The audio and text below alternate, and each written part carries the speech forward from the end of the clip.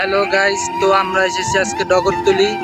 তো ডগরতলি এসেই প্রথমে দেখা হয়েছে রবিউল ভাইয়ের সাথে। রবিউল বগুড়া ভাইয়ের সাথে দেখা হয়েছে।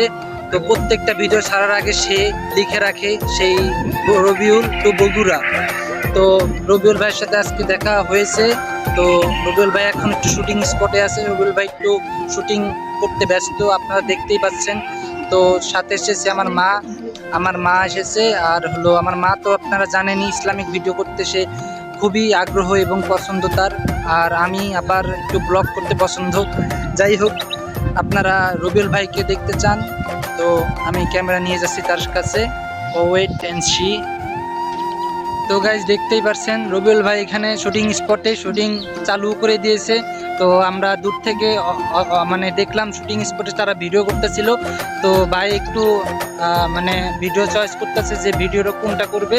তো ভাই আসসালামু আলাইকুম এভরিওয়ান, আশা করি সবাই ভালো আছেন। রবিউল ইসলাম বগুড়া চলে আসছি ডগরতলিতে আসলে অনেক সুন্দর একটা মনোরম জায়গা। আমি আয়সা দেখলাম, মাত্র ভিডিও শুট করতে শুরু করছি। আপনারা সবাই আমার এই কলিজার আইডির পাশে থাকবেন, পাশে পাবেন। চ্যানেলটা একটু সাবস্ক্রাইব করবেন। আমি তো সাবস্ক্রাইব করছি, এখন ম্যাক্সিমাম ভিডিও আমার থাকবে এই চ্যানেলে। আশা করি আপনারা চ্যানেলটা সাবস্ক্রাইব করে পাশে থাকবেন। আল্লাহ হাফেজ। গাইজ ভাই যতটা দেখতে যা শুনতে যা বললো তার থেকেও সে অসাধারণ। যদি সামনাসামনি দেখেন ভাইয়ের কথাবার্তা এবং সব কিছু অনেক ভালো। ভাই বগুড়া বাড়ি, আর প্রত্যেকটা ভিডিও ছাড়ার আগে সে বগুড়া লিখে তারপরে কিন্তু ভিডিওটা আপলোড করে।